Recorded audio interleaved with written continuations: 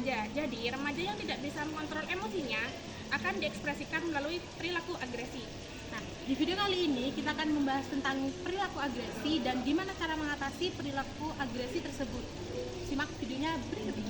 Sebelum kita masuk pada pembahasan tentang perilaku agresi, pertama-tama mari kita bahas tentang emosi.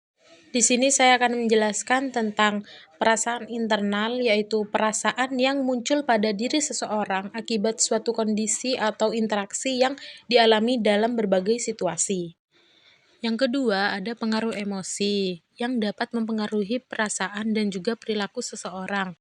Dan yang ketiga, ada jenis emosi yang terbagi menjadi dua, yakni emosi positif dan juga emosi negatif. Selanjutnya yaitu peran keseimbangan emosi. Keduanya memiliki peran penting dalam kehidupan sehari-hari. Keseimbangan antara kedua jenis emosi ini penting untuk kesejahteraan emosional dan mental seseorang. Penting juga diingat bahwa kita akan selalu dihadapkan dengan emosi negatif, tetapi emosi tersebut tidak harus selalu diekspresikan dalam bentuk perilaku agresi. Sekarang kita akan masuk ke dalam pembahasan apa itu agresi. Agresi merupakan sebuah tindakan yang bertujuan untuk menyakiti orang lain baik secara fisik maupun psikologis. Bentuk-bentuk agresi. Ada bentuk agresi verbal, agresi fisik, agresi relasional, dan agresi instrumental. Mitosnya, agresi itu selalu buruk dan agresi itu adalah sifat bawaan. Faktor-faktor pemicu agresi. Yang pertama, faktor internal. Seperti emosi negatif, marah dan frustasi, ciri kepribadian yang bersifat impulsif ataupun narsistik, dan juga pengaruh biologi seperti hormon dan genetik. Yang kedua, faktor eksternal, seperti lingkungan yang bercuaca panas dan di keramaian. Provokasi, seperti mengejek ataupun memberikan ancaman. Dan belajar sosial, seperti mengamati tindakan kekerasan.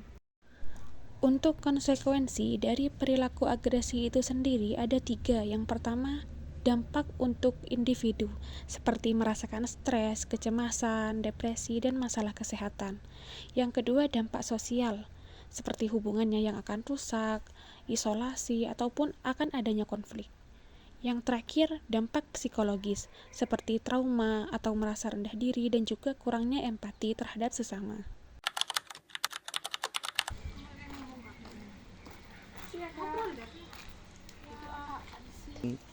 Itu kayaknya baru gak sih? Iya, aku gak pernah lihat. Iya, katanya dia itu pindahan, tapi rembes banget gak sih? Iya, kok aneh gitu ya mukanya. Kayak gimana gitu tuh.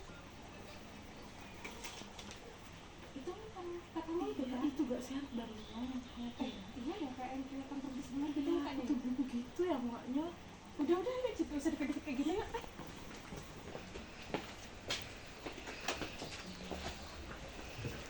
Kamu kenapa? Kok serem banget dari tadi? Murung aja. Kak, kalau menurut kakak penampilanku apa ada yang salah ya? Emang apa yang kurang dari kamu? Soalnya aku barusan kayak yang diomongin kak. Udahlah, biasa orang kayak gitu mah. Emang suka nyanyi gitu. Udah biarin aja, orang gak ngerti kayak gitu. Ayo kalau kita mau ke sini.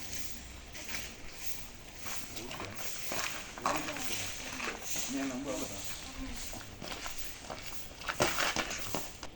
Hati-hati mas, kalau jalan lihat-lihat. Kenapa gak terima kan? Saya cuma ngomongin, masnya lo gak hati-hati. Ya enggak, maksudnya itu apa gak terima? Saya juga punya apa namanya, saya juga lihat-lihat kalau jalan di sini. Ya, mas ini kan jalan umum, bukan jalan Ya mas. enggak gitu dong. Mas kok kasar gitu sama saya? Ya emang kenapa? Mas Gak ini terima, jalan kan? umum. Ya enggak. Di dua kegiatan di atas merupakan contoh dari perilaku agresi. Jangan ditiru ya teman-teman. Selanjutnya, kita akan membahas tentang gimana cara mengatasi perilaku agresi. Yang pertama, melakukan pendekatan psikologis dengan cara manajemen emosi dan peningkatan keterampilan sosial. Yang kedua, peran keluarga dan sekolah dengan cara memberikan edukasi tentang penyelesaian konflik secara damai. Yang ketiga yaitu kebijakan sosial dengan cara memberikan hukuman tegas terhadap pelaku kekerasan.